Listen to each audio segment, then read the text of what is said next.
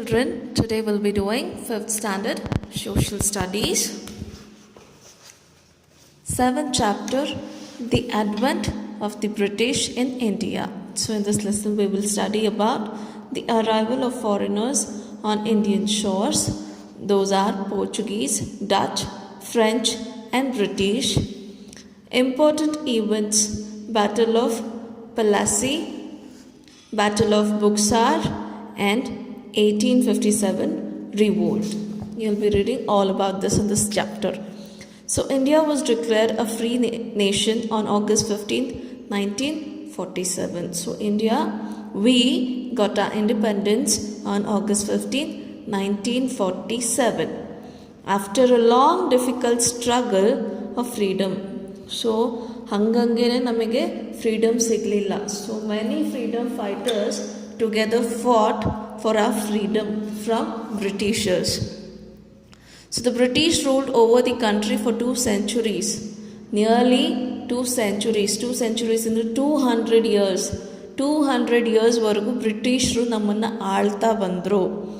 In this lesson we shall study how they gained control over India.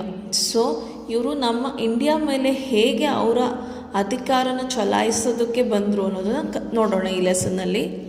So since ancient times, India was known all over the world for its textile, perfumes, spices and artifacts. So India ತುಂಬ famous ಆಗಿತ್ತು ಯಾವುದಕ್ಕೆ, ಬಟ್ಟೆಗೆ. Silk ತುಂಬ ಚೆನ್ನಾಗಿ ಬರುತ್ತೆ ಇಂಡಿಯಾಲಿ. So ಸಿಲ್ಕಿಗೆ. ಆಮೇಲೆ perfumes. So ನಮ್ಮ ಕಡೆ ಸ್ಯಾಂಡಲ್ವುಡ್ ಚೆನ್ನಾಗಿ, ಮೈಸೂರು ಸ್ಯಾಂಡಲ್ ಅಂತ ಕೇಳಿರ್ತೀರ ತಾನೆ. ಸೊ ಸ್ಯಾಂಡಲ್ ತುಂಬ ಚೆನ್ನಾಗಿ ಬೆಳೆಯೋದ್ರಿಂದ ಪರ್ಫ್ಯೂಮ್ಸ್ ಕೂಡ ತುಂಬ ಫೇಮಸ್ಸು. ಸ್ಪೈಸಸ್, ಕೇರಳ ಮತ್ತು Karnataka they are very famous for spices. And artefacts. Artefacts ಅಂದರೆ ಏನು? ಕೆತ್ತನೆಗಳು. ಕಲ್ಲಿನ ಕೆತ್ತನೆ ಇರ್ಬೋದು, ಅಥವಾ ಕಟ್ಟಿಗೆ ಕೆತ್ತನೆ ಇರ್ಬೋದು, ಅಥವಾ ಬಳಪದ ಕೆತ್ತನೆ ಇರ್ಬೋದು, ಏನಾದರೂ ಒಂದು ಕೆತ್ತನೆ ಇರ್ಬೋದು. ಒಂಥರ ಮ್ಯೂಸಿಯಮಲ್ಲಿ ಇಡುವಂಥ ಪೀಸ್ಗಳು ಅವೆಲ್ಲ ಆರ್ಟಿಫ್ಯಾಕ್ಟ್ಸ್ ಅಂದರೆ. Okay. By the mid-15th century, Arab traders had already established a flourishing trade with India, selling Indian goods in European markets. So mid-15th centuryಯಲ್ಲಿ ಏನಾಯಿತು, ಅರಬ್ ಟ್ರೇಡರ್ಸು ಒಳ್ಳೆ ಎಸ್ಟಾಬ್ಲಿಷ್ ಮಾಡ್ಕೊಂಡಿದ್ರು ಇಂಡಿಯನ್ ಮಾರ್ಕೆಟಲ್ಲಿ. ಸೊ ಈ ಅರಬ್ಸ್ ಏನು ಮಾಡ್ತಾಯಿದ್ರು, ನಮ್ಮ ಗೂಡ್ಸ್ನ ಯುರೋಪಿಯನ್ ಕಂಟ್ರೀಸಿಗೆ ಸೆಲ್ ಮಾಡ್ತಾಯಿದ್ರು. Okay. The Europeans naturally were very keen to trade directly with India. So Europeans wanted to trade directly with India. ಮಧ್ಯದಲ್ಲಿ ಈ ಅರಬ್ ಟ್ರೇಡರ್ಸು ಮಧ್ಯದಲ್ಲಿ ಬೇಕಾಗಿರಲಿಲ್ಲ ಅವರಿಗೆ. ಡೈರೆಕ್ಟ್ ಟ್ರೇಡಿಂಗ್ ಬೇಕಾಗಿತ್ತು ಇಂಡಿಯಾ ಜೊತೆ. ಬಟ್ ಸಾಧ್ಯ ಆಗ್ತಾ ಇರಲಿಲ್ಲ. ಏನಕ್ಕೆ? Since land routes to India were under the control of Turks. So land route ಮುಖಾಂತರ ಬರಬೇಕು ಅಂದರೆ ಈ ಟರ್ಕ್ಸ್ ಮುಖಾಂತರನೇ ನಾವು ಇಂಡಿಯಾಗೆ ಬರಬೇಕಾಗುತ್ತೆ. ಸೊ ಹಂಗಾಗಿ ಈ ಲ್ಯಾಂಡ್ ರೂಟ್ ಮುಖಾಂತರ ನಮಗೆ ಡೈರೆಕ್ಟ್ ಟ್ರೇಡಿಂಗ್ ಆಗೋದೇ ಇಲ್ಲ. ಸೊ ಇಲ್ಲಿ ಅವರು ಮಧ್ಯವರ್ತಿ ವಹಿಸ್ಕೋತಾರೆ. And they had blocked entry for European traders. So ಯುರೋಪಿಯನ್ಸಿಗೆ ಲ್ಯಾಂಡ್ ರೂಟ್ ಮುಖಾಂತರ ಎಂಟ್ರಿ ಇರಲಿಲ್ಲ.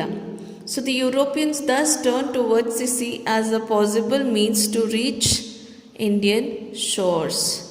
ಸೊ ಹೇಗಾದರೂ ಡೈರೆಕ್ಟ್ ಟ್ರೇಡಿಂಗ್ ಮಾಡಲೇಬೇಕು ಇಂಡಿಯಾ ಜೊತೆ ಅಂತ ಅವ್ರೇನು ಮಾಡಿದ್ರು, ಡೈರೆಕ್ಟಾಗಿ ಸಿ ಮುಖಾಂತರ ಆದರೂ ಬರೋಣ ಇಂಡಿಯಾಗೆ ಅಂತ ನೋಡಿದ್ರು. So Vasco da Gama, Portuguese explorer. So here you have a picture of Vasco da Gama. So in 1498, Vasco da Gama, a Portuguese sailor, reached the port of Calicut on the western coast of India. So, ಯಾವ ಇಸ್ವಿಯಲ್ಲಿ Vasco da gamma ಬಂದಿದ್ದು?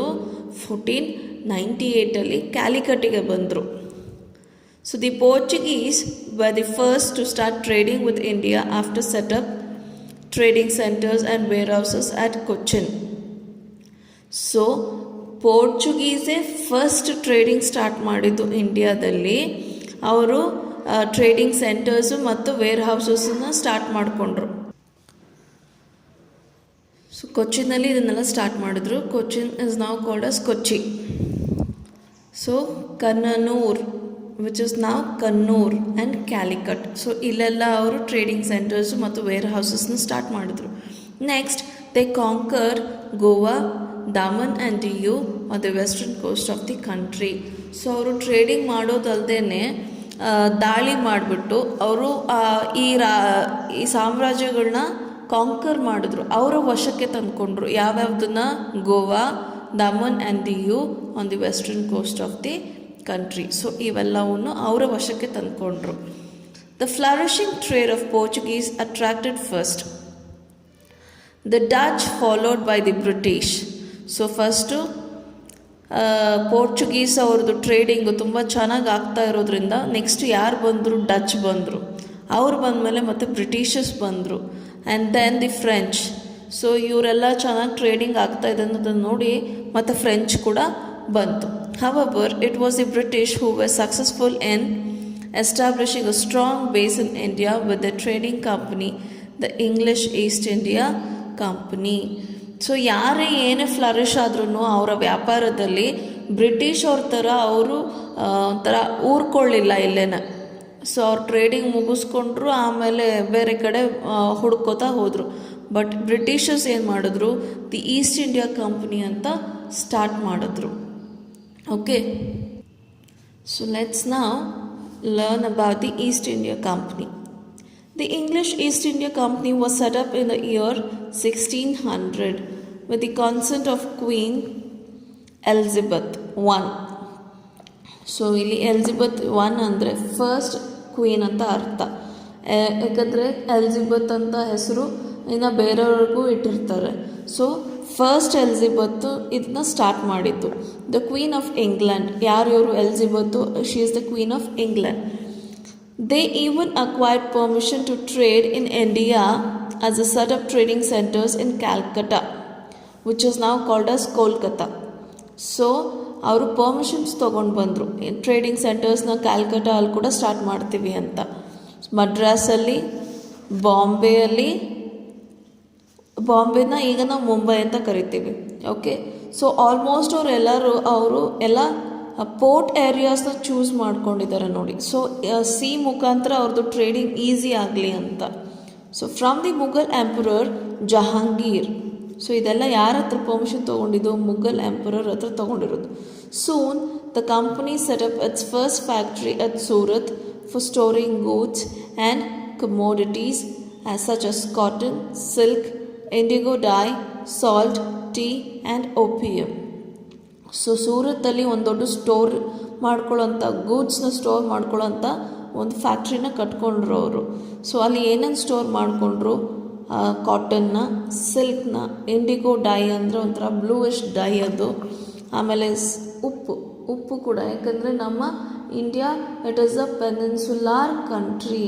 Peninsular country ಅಂದರೆ ಏನು? 3 sides ಕೂಡ water ಇದೆ. ಒಂದು ಕಡೆ bay of Bengal ಇದೆ, ಒಂದು ಕಡೆ ಅರೇಬಿಯನ್ ಇದೆ, ಇನ್ನೊಂದು ಕಡೆ ಇಂಡಿಯನ್ ಓಷನ್ ಇದೆ. ಸೊ 3 ಕಡೆಯಿಂದನೂ ಸೀಯಿಂದ ಸುತ್ತಕೊಂಡಿದೆ ನಮ್ಮ ಇಂಡಿಯಾ. ಸೊ ಹಾಗಾಗಿ ಸಾಲ್ಟಿಗೇನು ಕೊರತೆನೇ ಇರಲಿಲ್ಲ ನಮ್ಮಲ್ಲಿ. ಸೊ ಅದಾದಮೇಲೆ ಟೀ ಮತ್ತು ಓಪಿಯಮ್. ಓಪಿಯಮ್ ಇಸ್ ನಥಿಂಗ್ ಬಟ್ ಗಸಗಸೆ ಥರ. Okay, this mark the beginning of the presence in India. By the next century, the British were well on their way to slowly and steadily establishing their rule in India. So ಮೆಲ್ಲಕ್ಕೆ ಏನು ಮಾಡ್ತಾ ಹೋದರು? ಅವರು ನಮ್ಮನ್ನು ಆಳೋದಕ್ಕೆ start ಮಾಡ್ತಾ ಹೋದರು. ಯಾಕಂದರೆ ಅವರು ಬೆಳೀತಾ ಹೋದರು. ಯಾಕಂದರೆ ಕೆಲವೊಂದು ಈ ಮುಘಲ್ ರಾಜರ ಥರ ಅವರಿಗೆ ಸಲಿಗೆ ಕೊಟ್ಟಂಗೆ ಏನಾಯಿತು, ಅವ್ರನ್ನ ಕೊಂಡ್ಕೊಳ್ಳೋದಕ್ಕೆ ಸ್ಟಾರ್ಟ್ ಮಾಡಿಬಿಟ್ಟು ಅವರು ನಮ್ಮ ಮೇಲೆ ಒತ್ತಡ ಹೇರೋ ಥರ ಆಯಿತು. So next is battle of Plassey. So the British East India company started maintaining an army in Bengal. Okay, so ಬೆಂಗಾಲಲ್ಲಿ ಅವರ ಆರ್ಮಿನ ಮೇಂಟೈನ್ ಮಾಡ್ಕೋತಾ ಇದ್ರು on the pretext of protecting its trade operations there. So ಏನಕ್ಕೆ ಅವ್ರದ್ದು ಟ್ರೇಡ್ ಆಪರೇಷನ್ಸ್ನ ಪ್ರೊಟೆಕ್ಟ್ ಮಾಡ್ಕೊಳ್ಳೋದಕ್ಕೋಸ್ಕರ ಅಲ್ಲಿ ಒಂದು ಆರ್ಮಿನ ಇಟ್ಟರು. So the British merchants fortified the factories in Calcutta, which is now called as Kolkata, without seeking permission from the Nawab. So ಅವರು ಒಂದು ಏನಾದರೂ start ಮಾಡಬೇಕು ಅಂದರೆ ಅಲ್ಲಿನ ರಾಜನ ಪರ್ಮಿಷನ್ ತೊಗೊಳ್ತಾ ಇರಬೇಕಿತ್ತು. ಬಟ್ ಅವರ ಪರ್ಮಿಷನ್ ಇಲ್ಲದೇ ಅಲ್ಲಿ ಫ್ಯಾಕ್ಟ್ರೀಸ್ ಎಲ್ಲ ಸ್ಟಾರ್ಟ್ ಮಾಡೋದಕ್ಕೆ ಹೋಗ್ಬಿಟ್ರು, ಬೆಂಗಾಲ್ನ ನವಾಬ್ ಪರ್ಮಿಷನ್ ಇಲ್ಲದೆ. ಸೊ ಯಾರದು? Sirajuddaula. This angered the Nawab who demanded its removal, which the British refused. So ನನ್ನ ಪರ್ಮಿಷನ್ ಇಲ್ದಂಗೆ ಇಲ್ಲೆಲ್ಲ ಫ್ಯಾಕ್ಟ್ರಿ ಕಟ್ಟಿದ್ದೀರಾ, ನೀವು ಹೇಗೆ ಸಾಧ್ಯ ಅದು? ಈಗ ನೀವು ಅದನ್ನು ಫ್ಯಾಕ್ಟ್ರಿನ ತೆಗೆದುಬಿಡಬೇಕು, ಆರ್ಮಿನ ತೆಗೆದುಬಿಡಬೇಕು ಅಂತ ಕೇಳಿದಾಗ ಬ್ರಿಟಿಷ್ ಅದಕ್ಕೆ ನೋ ಅಂತ ಹೇಳ್ತಾರೆ. So they were keen to bring Bengal under the control since it was the country richest province then. So ಅವರು ಬೆಂಗಾಲ್ನ ಕೂಡ ಕಾಂಕರ್ ಮಾಡ್ಕೋಬೇಕು ಅಂತ ಅಂದ್ಕೊಳ್ತಿದ್ರು, ಯಾಕಂದರೆ ಬೆಂಗಾಲ್ ವೆರಿ ರಿಚ್ ಪ್ರಾವಿನ್ಸಲ್ಲಿತ್ತು. ಏನಂದರೆ ರಿಚ್ ಸೋರ್ಸಸ್ ಎಲ್ಲ ಅವ್ರ ಹತ್ರ ತುಂಬ ಇತ್ತು. The Nawab declared war against the British but was crushed by the battle. So ಅವಾಗ ನವಾಬ್ ಏನು ಮಾಡಿದ್ರು, ಅಲ್ಲೊಂದು ವಾರ್ ಆಗಲೇಬೇಕು ಅಂತ ಅಂದರು. ಬಟ್ ಅಲ್ಲಿ ಏನಾಯಿತು, ಸೋತೋದ್ರು. On the major reasons was Mir Jafar, the Nawab's general, who joined hands with Robert Clive. So ಅವರು ಸೋಲೋದಕ್ಕೆ ಕಾರಣ ಯಾರು ಅಂದರೆ ಅಲ್ಲಿನ ಜನರಲ್, ನವಾಬಿನ ಜನರಲ್ ಮೀರ್ ಜಫಾರಿಂದ. ಯಾಕಂದರೆ ಇಂಥವರು ಬ್ರಿಟಿಷರ ಕೈ ಜೋಡಿಸಿದ್ರು. ಯಾರ ಜೊತೆ? ರಾಬರ್ಟ್ ಕ್ಲೈವ್ ಜೊತೆ, the British army in charge. So ಅವರು ಬ್ರಿಟಿಷ್ ಆರ್ಮಿ ಇನ್ಚಾರ್ಜ್ ಆಗಿದ್ದರು.